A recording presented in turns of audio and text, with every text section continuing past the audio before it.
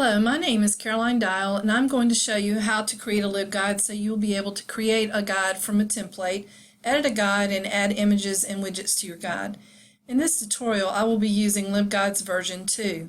The advantages to using a template in LibGuides is that it's quicker to produce a guide, and because it will create uniformity within your institution so that all your guides have a similar look and have the same format.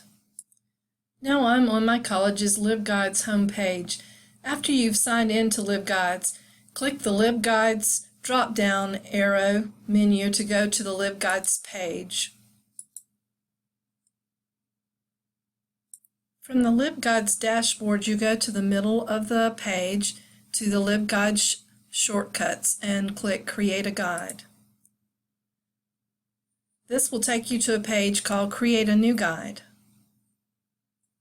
From this page, you would choose your layout.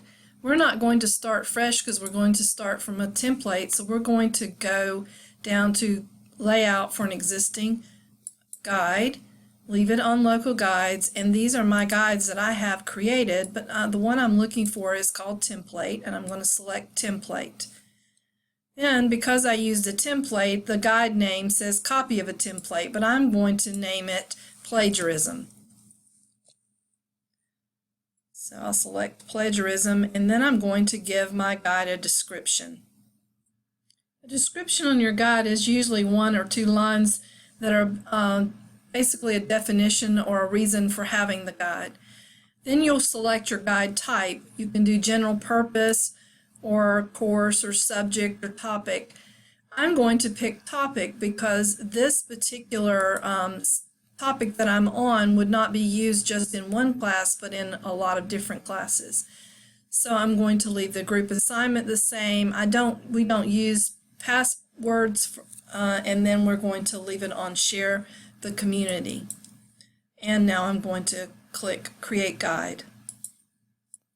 This opens up into your new LibGuide page.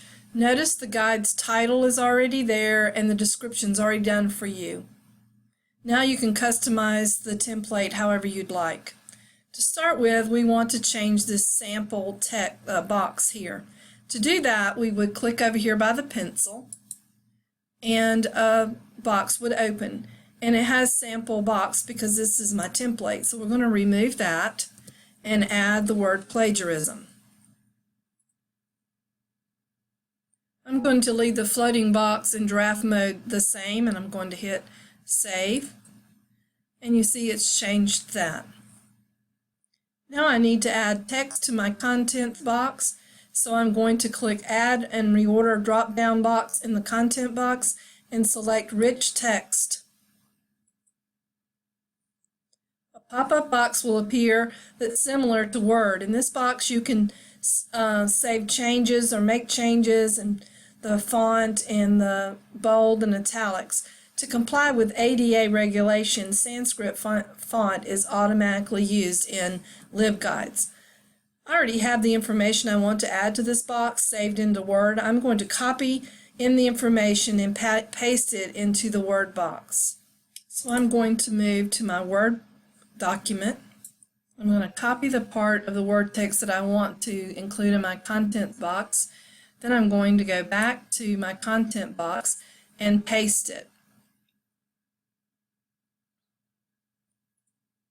Just do Control V. And you see it is there. Now if we decide that that's all we want, we are going to hit Save and Close. After adding the information, I've decided that I think it would look better if I had a picture to go with the text. Sometimes it helps to drive home the point. So we're going to add an image. So we'll go to the content box, and I'm going to go to the bottom of the box and going to click the pencil again. And click Edit, and the box comes back up that we were using just a minute ago.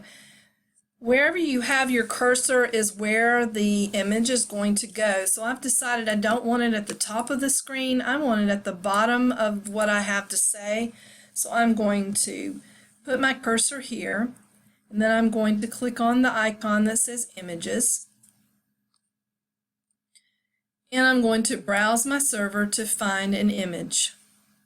The Image Manager library will appear, and I know that I don't have a picture that I want on there, so I'm going to upload a new image.